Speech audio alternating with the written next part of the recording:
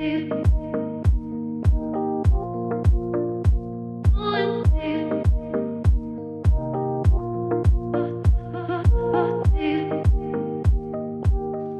I'm Nate, here from Heimat Coffee Roasters here in Southport, and today we're going to be making 3 different coffees 3 different ways. First up, we're going to be making a cappuccino.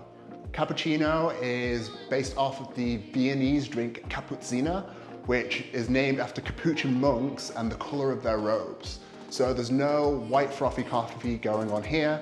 In fact, our entire coffees are all totally drinkable and all under 240 milliliters of coffee here.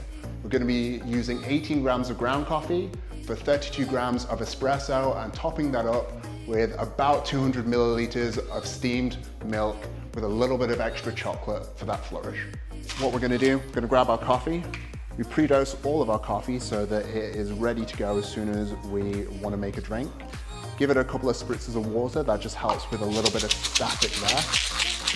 And we're going to grind it nice and fine so that we're going to have a really nice espresso.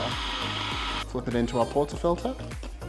Give it a nice tap so it's nice and level there. We're going to use our distribution tool to get a really even bed of coffee and tamp it so that everything is going to be extracted super evenly. Then we're into our machine, set off our extraction. So for a cappuccino, I'm going to steam my milk. And then because this is a cappuccino, we need a little bit of chocolate powder in there. I'm going to pour some latte art. And that there is a cappuccino. Next up, we're going to be making a hand-brewed filter. To sort of mimic some of the old percolator style coffees that you maybe get in an American diner, today we use some different equipment like a gooseneck kettle, we use the scales, and today we're going to be using the Araya brewer to be able to make a filter coffee that's just made for one person. That way we can have the freshest, best coffee that we can have. We're going to be using 15 grams of ground coffee with 250 grams of water.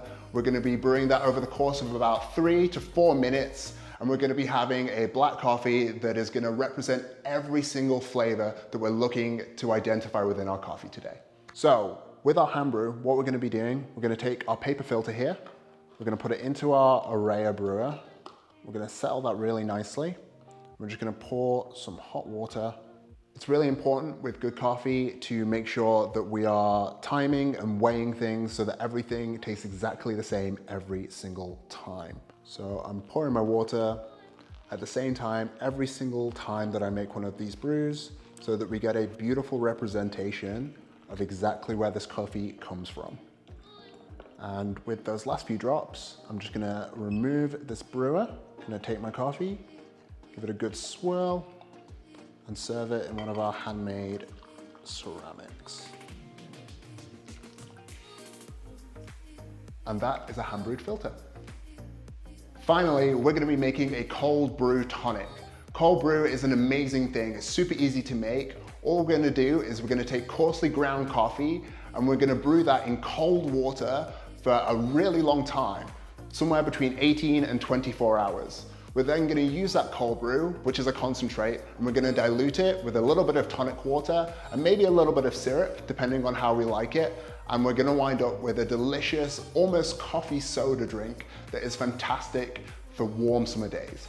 So with our cold brew tonic, what we first need, we need some cold brew.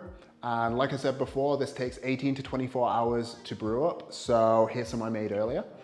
And we're going to take 60 grams of our cold brew tonic, or our cold brew, sorry. We're going to take a little bit of our homemade caramel syrup and top it off with a little bit of tonic water. And just like that, we have a cold brew tonic that is super easy to make at home even, and it tastes absolutely delicious.